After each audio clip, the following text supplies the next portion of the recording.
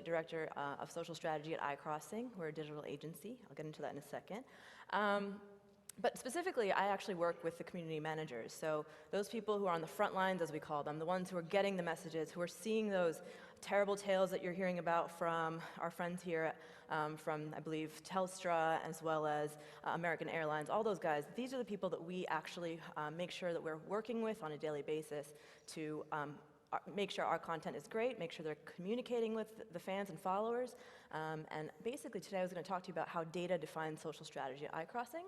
I also know data is really boring sometimes, but then I remembered that this is a Social Bakers conference.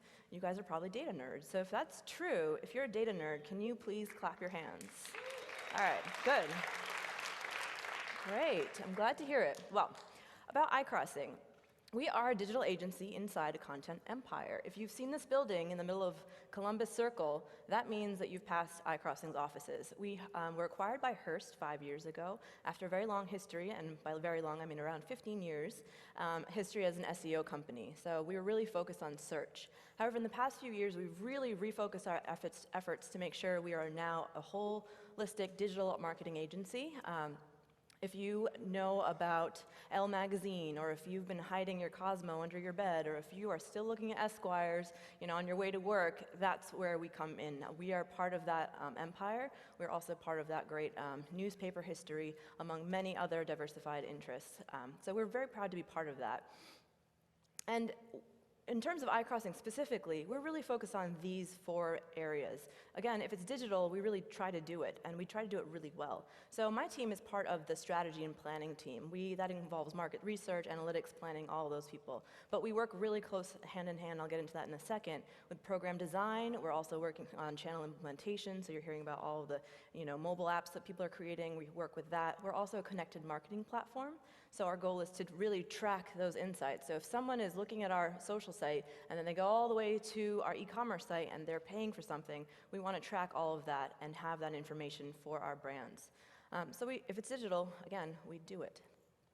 In terms of our approach to social, I think what really sets us apart at iCrossing from other disciplines, specifically in social strategy, is that we really work as a collaboration. We work in collaboration with all these different disciplines. So in terms of strategy, that's us, but we also work with the larger strategic emphasis on, we're looking at web pages, we're looking at what people are doing in store, we're paying attention to that stuff, but we're also taking care to make note of search. What are the keywords? If people are searching for our brands, are they using specific words that they're searching for? Then we want to make sure our social content uses those keywords. It's really important to use those so that if they're looking at a Facebook post and they're searching the internet, or they're looking on Twitter, they're going to see the same keywords pop up. And SEO, again, 15 years of that, we are well trained to note that we want to make sure our content includes that information. So search is really important to us. Obviously creative, Matt was already talking about this, and a bunch of other great speakers have mentioned this. Creative is what really drives this content. If it's not interesting, if it's not engaging, that word we overuse, but if it's not interesting to anyone, not shareable, why would it be shared on the internet? And why would I see it later? And why would my brand really shine among the others? So those are all combined, and we get down to market research and analytics. So market research, you guys know what this is. We are talking about what is happening in the industry. What are other people talking about? What's happening in our brand and specifically our discipline? And finally, analytics. This is our bread and butter. This is what we love. This is why we're all here, why you guys are all here. We're talking about what is happening on social and how can we define that. So I know someone asked earlier today about which data sets we really look at. So I'm going to speak a little bit about that today. So the reason we actually speak, and I'm going to go back one quick thing, but the reason why I really work to integrate all these disciplines is because we know, and I think you guys do too, that now social is no longer just earned media. You have to have a creative campaign, you have to have interesting content, and that has to be managed somehow if it's 24/7 community management or it's just on the weekdays, it has to be managed, and it has to also be amplified. So we're looking at SEO and paid.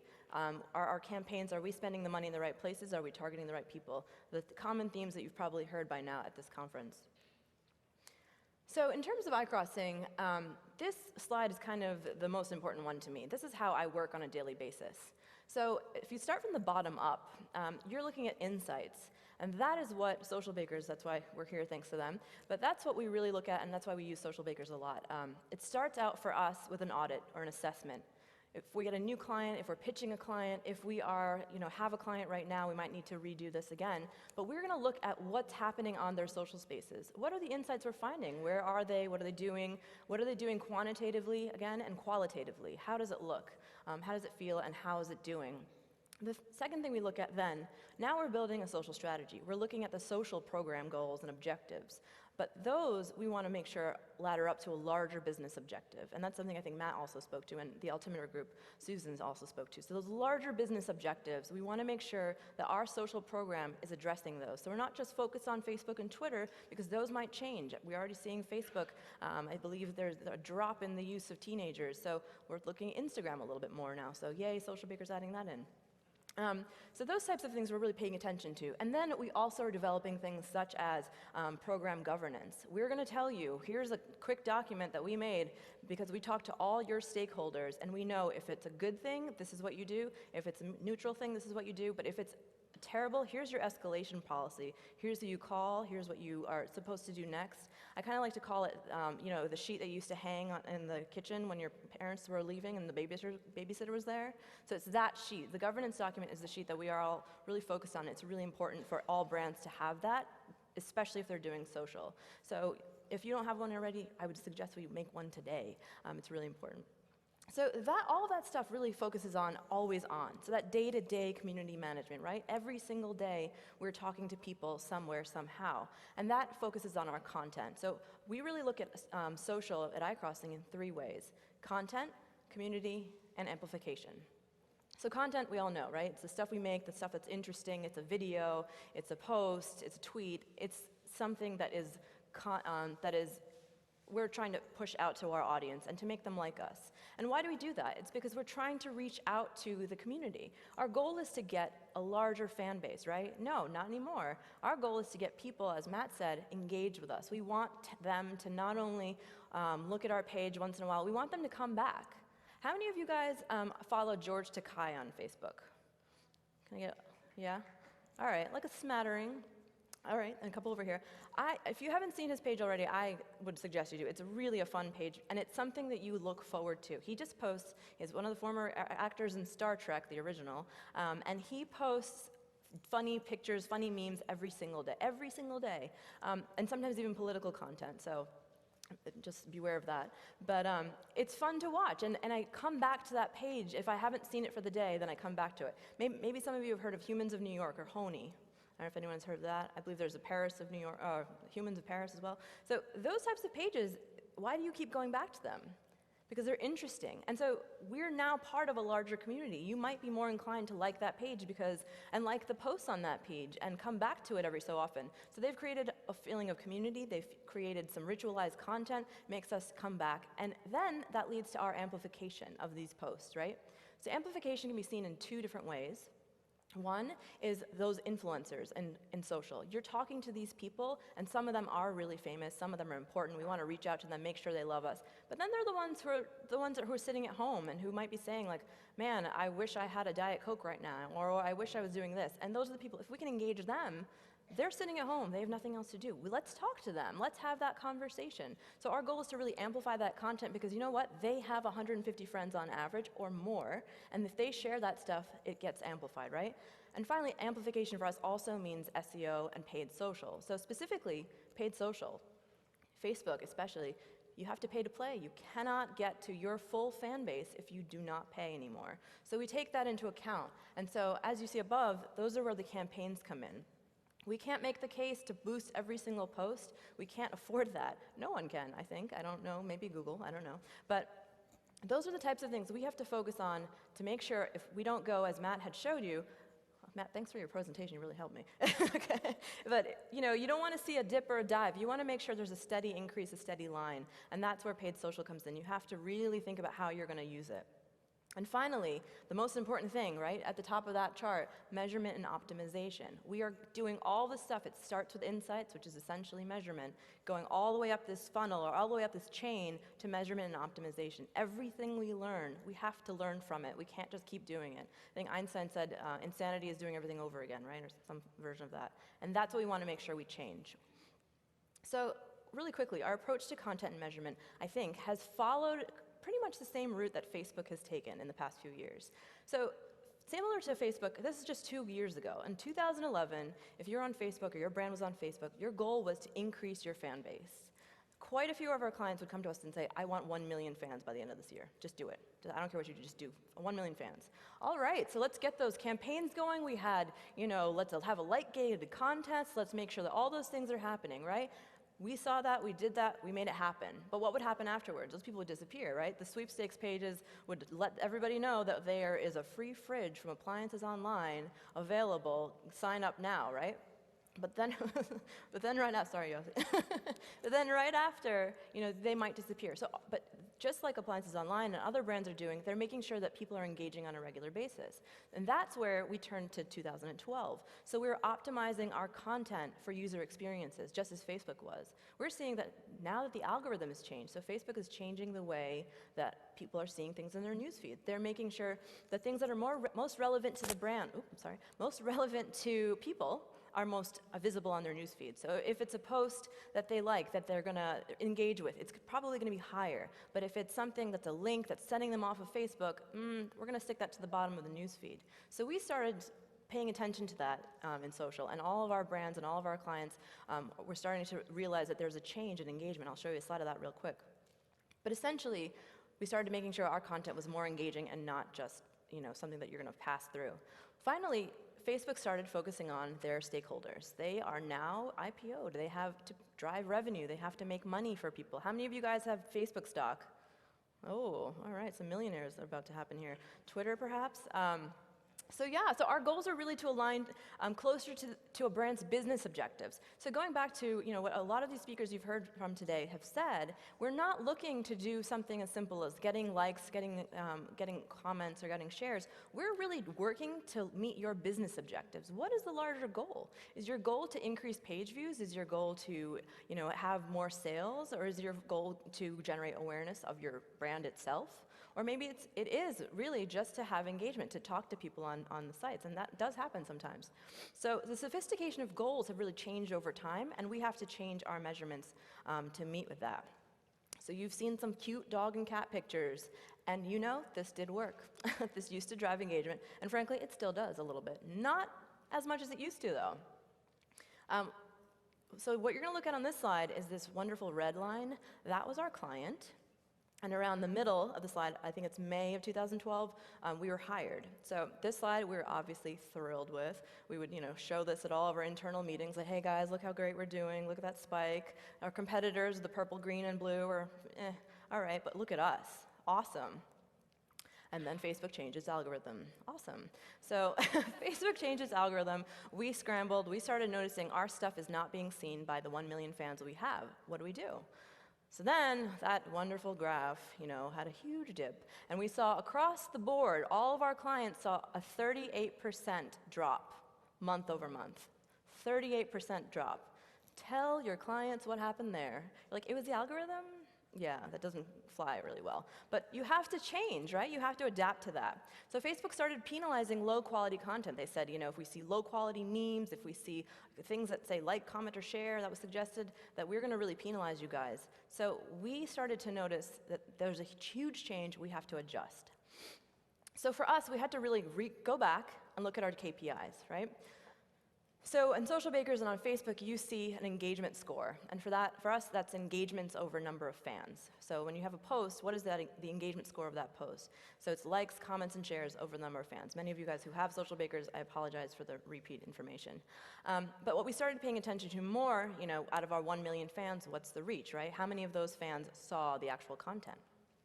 But here's the irony of it, and we had to explain this to our clients. All right, so now we have limited reach. So out of 1 million fans, only 200,000 saw our content. So not only do we not have as many people seeing our content, but they're not engaging as much either. And so when reach declines, engagements decline, and then the number of fans remain constant, but so numerator, denominator, all your basic math nerdiness comes into play, you have a lower engagement score. Yay? No. What happens there? Now, even better.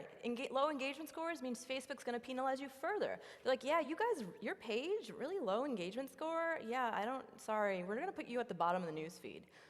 What do you do then? So not only are we forced to change our tactics because of the change in engagement scores, change in visibility, have to pay to play, we have to start thinking of how we're going to define this and how we're going to work with this going forward. So measurement continues to evolve in social. You know that. You guys are doing this every single day, right? So the Facebook engagement score is something we still pay attention to, and it helps us a lot because we're able to compare ourselves versus industry standards. What we were overjoyed to see was 38% of the brands fell, but we all fell together, right? So it wasn't like we were comparing apples to oranges. We all had a drop unless they had paid. So with that in mind, what else can we focus on? What can help us define how we're doing? That's where reach engagement came into play. So now we're looking at engagement over reach of that post. So of the 200,000 who saw our post, are only 20 liking it? Or are there 100,000, 150,000 finding it to be interesting and relevant? So for us, that's a really important score, and we continue to use that, and it's one of the most important ones that Social Baker has, and which is why we like just to pull the export function, and hey, it's there, no work, great. So for us, that's really important, right? So this is where the community managers come in. We've done all the data, we were doing all the research, we're finding everything out there is to find out about every single post. But then we start to ask, okay guys, here are the 5 questions you need to ask as you start to work on your monthly content calendars. Number 1, and most important, right? Does this content help achieve the brand's goals? Now, that doesn't mean you have to make it an ad. Like, it does not have to be a boring, like, 20% off every single day. No one wants to see that.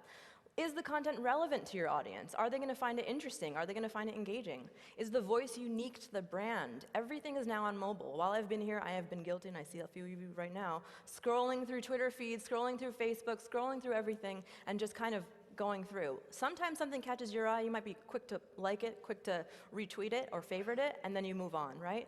But is your content unique to your brand? If I were to click on it, if I were to see it, would I know who it's from, just from its visuals or even from the tone?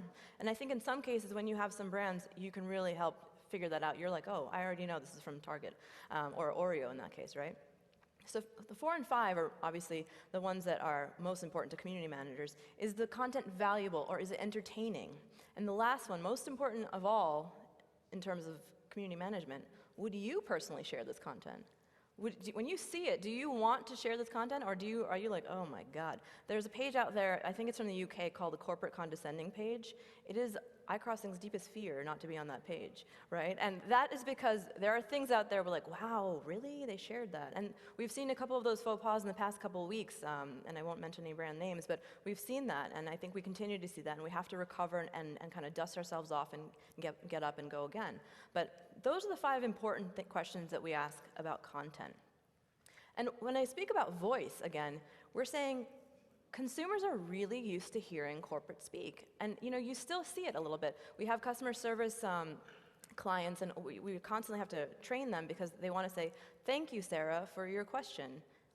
Here's a response, da-da-da-da, and we're like, great, can you really change that a little bit? They're like, okay, thank you for your response, or thank you for your question, Sarah. Here's what your response is going to be. It really doesn't change. So what we've seen really works well are when brands talk to people like humans, and you guys know this. You yourselves are interacting with stuff. User-generated content does really well. Coca-Cola had a really great post.